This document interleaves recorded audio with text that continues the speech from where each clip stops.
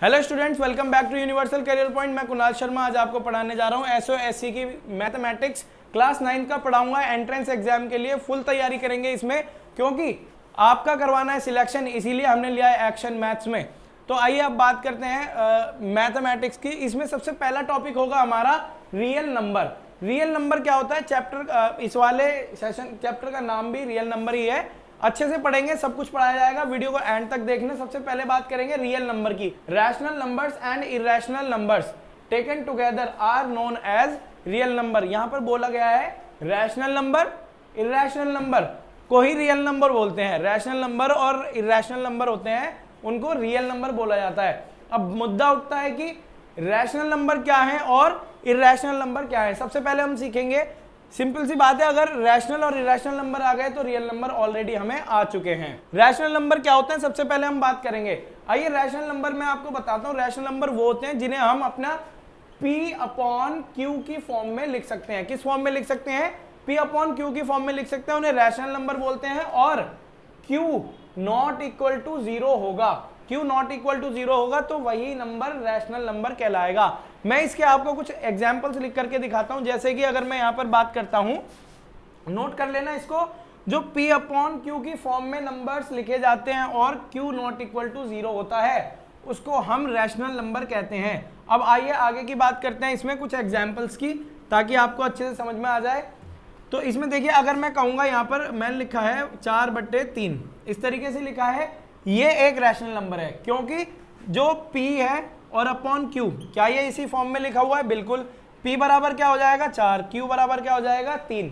और देखो Q बराबर 0 नहीं है, मतलब कि यहाँ पर नॉट इक्वल टू 0 होता है, नॉट इक्वल टू 0 है, तो ये हमारा क्या हो गया रैशनल नंबर। ऐसे ही मैं कह सकता हूँ, जैसे मैंने यहाँ पर लिखा है 7 लिख दिया, क्या मैं कह सकता हूँ ये रैशनल नंबर है? जी हाँ, बिल्कुल ये रैशनल नंबर है, क्योंकि मैं इसके अपॉन में 1 लगा सकता हूँ, तो इसलिए ये रैशनल नंबर है। अगर मैं आपसे एक क्वेश्चन पूछूं, सिंपल सी बात बताना, अगर इस तरीके से नंबर हो ना तो वो रैशनल नंबर होगा, ठीक है? तो अगर मैंने लिखा है यहाँ पर रूट 36 लिखा है, क्या ये रैशनल नंबर है? सोचो सोचो और आंसर बताओ इसका कमेंट बॉक्स में, क्या होगा? देखिए, अगर ये 36 है, अगर ये 36 है, 36 को हम कैसे लिख सकते हैं? 36 का स्क्वायर आपको पता है क्या होता है? 6 होता है। अब 6 हमने इसी तरह लिख दिया, अपॉन में इसके 1 ले सकते हैं, तो ये P अपॉन Q की फॉर्म में लिखा है, नहीं लिखा? P अपॉन Q की फॉर्म में लिखा है, तो ये क्या हो गया? एक रैशनल नंबर हो गया। ये 36 एक रैशनल नंबर हो चुका है। ऐसे ही अभी आपको मैं और भी एग्जांपल्स बताता हूं, इसको नोट करते चलें। मैं बोर्ड पर लिख देता हूं, कुछ नंबर्स मैंने नोट कर रखे हैं। तो देखिए, कुछ नंबर्स हो जाएंगे हमारे। अगर मैं यहाँ पर लिखता हूँ कि ये हमारे जैसे रैशनल नंबर में कह सकता हूँ, नेगेटिव कोई नंबर होगा वो भी एक रैशनल नंबर ही होगा। अब मान लीजिए मैंने लिखा है यहाँ पर -3 है, ये भी एक रैशनल नंबर है। कोई भी -2, क्योंकि इनके अपॉन में हम 1 लगा सकते हैं बड़े आराम से, तो P अपॉन Q की फॉर्म में लिख दिया, तो ये भी क्या हो गया? एक रैशनल नंबर हो चुका है, ठीक है? अब देखिए, इसी तरीके से मैं हर एक रूट में जिसका स्क्वायर होता हो, जैसे कि मैंने लिखा है यहाँ पर √4, क्या ये रैशनल नंबर है? मैंने √4 लिखा है, √36 लिखा है। √4 को मैं क्या लिख सकता हूँ? 2 लिख सकता हूँ। और √36 को क्या लिख सकता हूँ मैं? √36 को बताओ फटाफट, 6 लिख सकता हूँ, नहीं लिख सकता? तो यहाँ पर मैं अपॉन में 1 लगा दूंगा, यहाँ भी अपॉन में 1 लगा दूंगा, क्यों? फिर ये क्या हो जाएंगे? रैशनल नंबर्स हो जाएंगे। फिर आगे बात करते हैं। देखिए, ये जो नंबर है ये तो रैशनल नंबर है ही। अब अगली बात अगर हम करें, अगर मैं यहाँ पर लिख दूं 1.4444, मतलब ये क्या है? इन्फिनिटी तक। इस तरीके के पैटर्न के आपको नंबर मिल जाए। हम इसे ऐसे भी लिख सकते हैं 1.4 पर बार, 1.4 पर बार। तो क्या ये एक रैशनल नंबर होगा? प्रूफ चाहिए ना, तो इसको प्रूफ कैसे किया जाए? सिंपल सी बात है। देखिए, अगर इस तरीके से आपके पास लिखा है सवाल, तो आपको क्या करना है? जब भी जिंदगी में हमेशा याद रखना, पॉइंट के बाद कोई भी संख्या है जिस पर बार है, वो अपॉन में 9 देगा। क्या देगा? 9 देगा अपॉन में। तो हमें क्या करना पड़ेगा? यहाँ पर मैंने लिखा है यहाँ 1.4 पर बार, तो किस तरीके से होगा? अब मैं यहाँ पर लिख दूंगा, देखो यहाँ पर सिंपली इसको क्या करना है, 1 + 4 अपॉन, यहाँ पर क्या आ जाएगा? 9 आ जाएगा। बिल्कुल सही, क्योंकि देखो बार मैंने अभी भी बताया आपको कि अगर जो यहाँ पर बार हो किसी भी संख्या पर, अपॉन में 9 देगा। अब इसको इस तरीके से लिख दो आप, 1 यहाँ पर इस तरीके से ये 9 ऐसे आ जाएगा। अब इनकी मल्टीप्लाई करके देखो 9 और 4 13 हो गया, आंसर आ गया ये P अपॉन Q की फॉर्म में लिखा है नहीं लिखा, तो हम इसीलिए इसको कह देंगे। फटाफट फटाफट मेरे को अब ये वाला आंसर करके दिखाओ मेरे को जल्दी से। अब मैं यहाँ लिख देता हूँ 1.9 पर बार, इस तरीके से लिख देता हूँ। तो इसे फटाफट सॉल्व करके बताओ, कमेंट बॉक्स में आंसर बताना। बहुत ईजी है, सिंपल सा है। क्या आ गया 1 लिखा, ये भी मत करो, अरे ये है एप्टीट्यूड टेस्ट, इसमें आपको पूरे मेथड लिखने की जरूरत नहीं है, सीधा आंसर मारो। यहाँ पर क्या करेंगे 1 आ गया और यहाँ पर क्या लिखेंगे, इधर आ गया ये 9 अपॉन में ये भी आ गया 9, 9 एकम 9 और फिर 9 एकम 9 और 9 18, मतलब ये आ गया 18/9 मतलब कि 2, वही आ गया 2/1। तो ये क्या हो गया, एक रैशनल नंबर हो गया, एक रैशनल नंबर हो गया। आपको बात समझ में आ गई होगी। इसी तरीके के कई सारे सवाल हैं, मैं आपको यहाँ पर लिख देता हूँ, सॉल्व करके इनको बताना, ठीक है।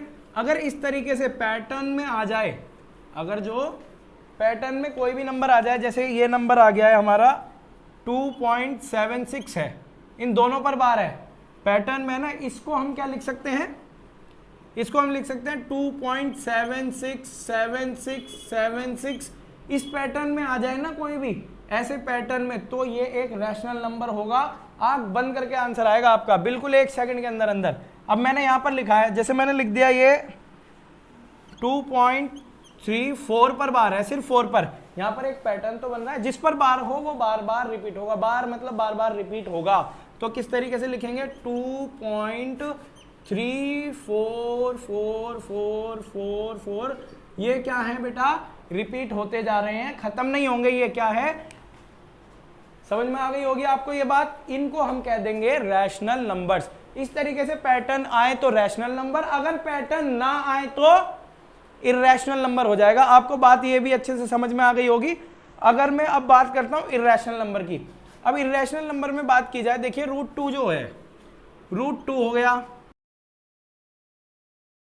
√8 हो गया, ऐसे ही पाई को कह सकते हैं हम। ये सब क्या है, हमारे इर्रेशनल नंबर है। अब कैसे हैं ये इर्रेशनल नंबर, अब अगर जो इनका लॉन्ग डिवीजन मेथड से सॉल्व करोगे ना, तो ये क्या है, सिंपल सी जो इर्रेशनल नंबर है ना, वो क्या होते हैं, non terminating and non repeating. क्या होते हैं, non recurring and non terminating. क्या बोला मैं यहां पर, इर्रेशनल नंबर कौन होते हैं, नॉन